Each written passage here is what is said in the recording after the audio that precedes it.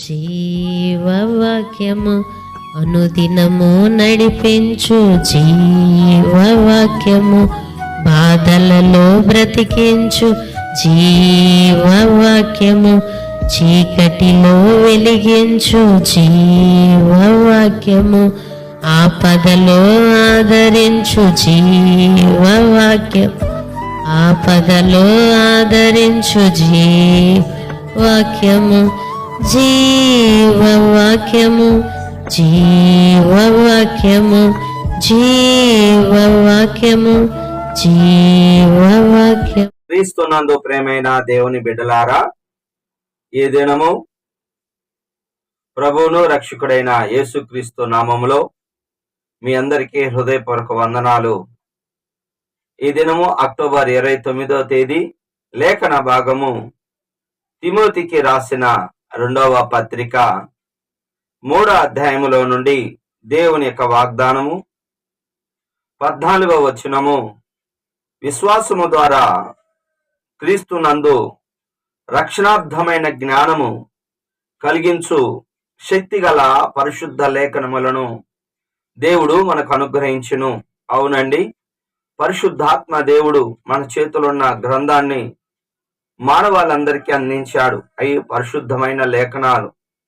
అయితే ఆ పరిశుద్ధ లేఖనాలను తెలియపరచుటకు మరి అర్థం చేసుకోవటానికి మరి దేవుడు తన సేవకులను ఏర్పాటు చేశాడు.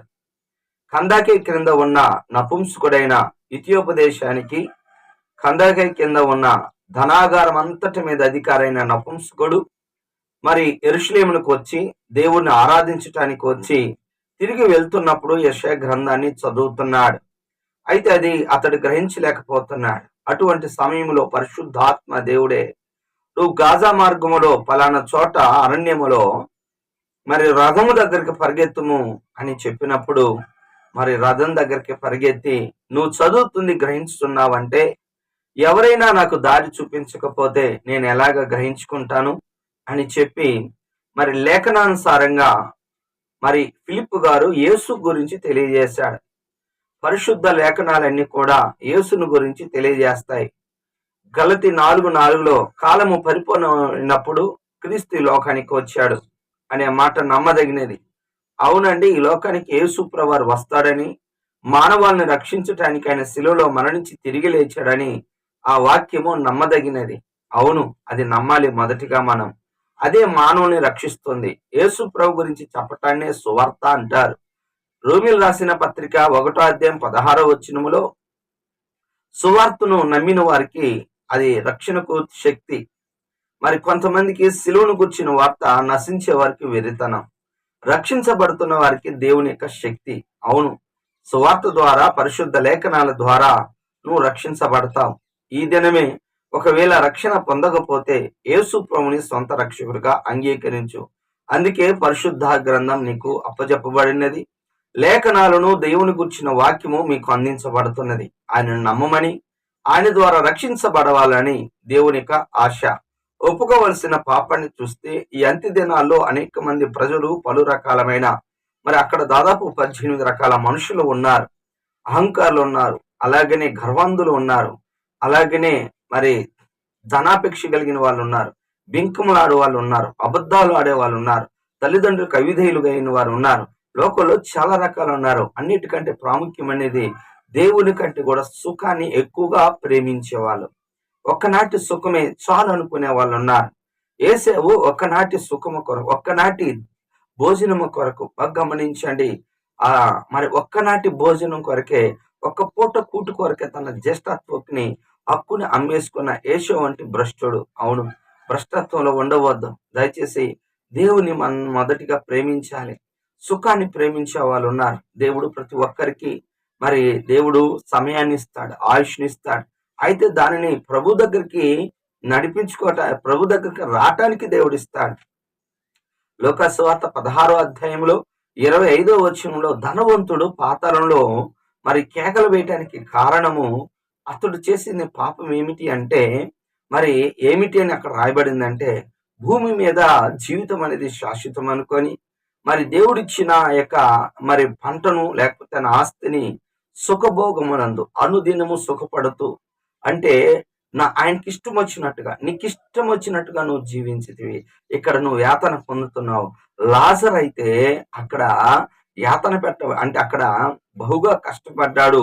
మరి ఇక్కడ అతడు నెమ్మది పొందుతున్నాడు. అవునండి, చాలా మంది సుఖానికి ఇంపార్టెంట్ ఇస్తారు. అల్పకాల పాప భోగాలు అనుభవించడం కంటే దేవుని బిడ్డలతో శ్రమ అనుభవించడం ఎంతో మేలు. నిజమండి, ఈ దినాలలో చాలా మంది క్రైస్తవులుగా మనం కూడా ఎలాగుంటున్నామంటే దేవుని కంటే సుఖాన్ని ఎక్కువగా ఆశిస్తున్నాం. అది తప్పని వాక్యం సెలవిస్తుంది. అంటే దేవుని యొక్క శక్తిని మనం ఆశ్రయించాలి. పైకి భక్తిలాగా ఉండటం కాదు, శక్తిని ఆశ్రయించమనే వాక్యము సెలవిస్తుంది. చివరిగా ఆజ్ఞ ఏమిటి అనగా 12వ వచనము, ఎవరైతే క్రీస్తు నందు సద్భక్తి మంచి భక్తి చేయాలని ఉద్దేశించిన వారందరికీ హింస కలుగుతుంది.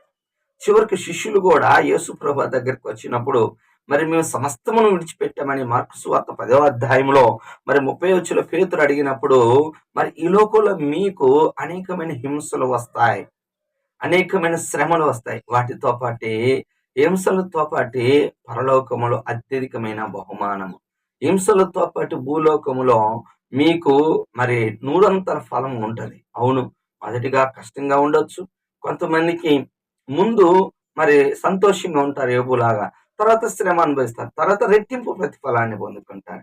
యేసేపు ముందు శ్రమ అనుభవించాడు, తర్వాత అధికారాన్ని పొందాడు. మరి ఒక్కొక్కసారి ప్రభువు నమ్ముకున్న తర్వాత శ్రమలు వస్తాయి. కొంతమందికి ప్రభువుని నమ్మక ముందు శ్రమలు వచ్చి ఆ తర్వాత వాళ్ళు మేలు పొందుకోవచ్చు. ఏది ఏమైనప్పటికీ నిజమైన భక్తి శ్రమలు వస్తూ ఉంటాయి. అందుకే గలతీయులకు రాసిన పత్రిక 4:24 మరి శరీరాన్ని పుట్టిన ఇష్మాయేలు వాగ్దానం చేత పుట్టిన ఆత్మ సంబంధమైన పుట్టిన ఇస్సాకుని హింసించాడు. అయితే ఈ లోక పరంగా ఇష్మాయేలు మరి అతను కూడా దీవించబడ్డాడు. 12 రాజులు ఆయన గర్భవాసాన్ని జన్మించారు. ఇస్సాకు కూడా దీవించబడ్డాడు. కానీ ఇతరులకు ఆశీర్వాదకరంగా ఉన్నాడు. హల్లెలూయా. నువ్వు ఇతరులకి ఆశీర్వాదకరంగా ఉండాలి. అబ్రహాం ఒక్కడే ఆశీర్వాదకరం, ఇతరులకు కూడా ఆశీర్వాదకరంగా ఉన్నాడు. అందుకే ఈ ప్రపంచంలోని ఇశ్రాయేలు దేశాన్ని దేవుడు అత్యధికంగా ఆశీర్వదించాడు. వాగ్దాన దేశం అది. కావున నీవు వాగ్దానం మీద హింస పొందిన దేవుడు నీకు 100 ఫలమిస్తాడని, ప్రభువునందు ప్రయాస వ్యర్థం కాదని ఎరిగి ఎల్లప్పుడూ ప్రభు యొక్క కార్యాభివృద్ధి నందు కార్యములందు ఆసక్తి కలిగి ఉండమని వాక్యం సెలవిస్తుంది. దేవుడి ఈ మాటలు దీవించును కాక.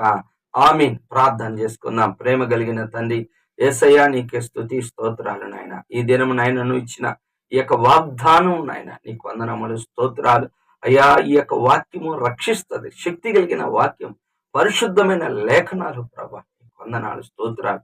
సుఖాన్ని ఎక్కువగా ప్రేమించుకొని ఆయన శ్రమే ఆయుధముగా అయ్యా, శరీరం అందు మీరు శ్రమ పడినట్లు మేము కూడా అలాంటి ఆయుధాన్ని కలిగి ఉన్నట్లు కృప చూపించి బలపరచడానికి వచ్చినాం. అలాగే నేను ఆయన మీ నామంలో ప్రభా మేమెప్పుడు తండ్రి నిజమైన భక్తి చేసేవాళ్ళం కదా. శ్రమ ఉన్న తర్వాత మేలు ఉంటుంది నాయన అయ్యా, సిలువు తర్వాత మహిమ ఉంటది. అలాగనే తండ్రి దేవ మేము తండ్రి మా శ్రమలు మహిమకే తండ్రి ఒక మెట్లుగా ఉన్నాయని మీరు తెలియజేశారు. అయ్యా, శ్రమల యందు మేము ఆసక్తి కలిగి జీవించి ఇంకా పరిచర్యలో ముందుకెళ్లే కృపను దయచేయాలి. ఇంటున్న బిడ్డలకి మేలు దీవిన ఆశీర్వాదం అనుగ్రహించమని యేసు నామములో ప్రార్థిస్తున్నాను తండ్రి. ఆమేన్. తండ్రి యొక్క ప్రేమ, కుమారుని యొక్క కృప, పరిశుద్ధాత్మ యొక్క నేను సహాయం సదాకాలం మనందరికి తోడుగా ఉండును గాక. ఆమేన్. హల్లెలూయా. దేవుడు మిమ్మల్ని దీవించును గాక. ఆమేన్.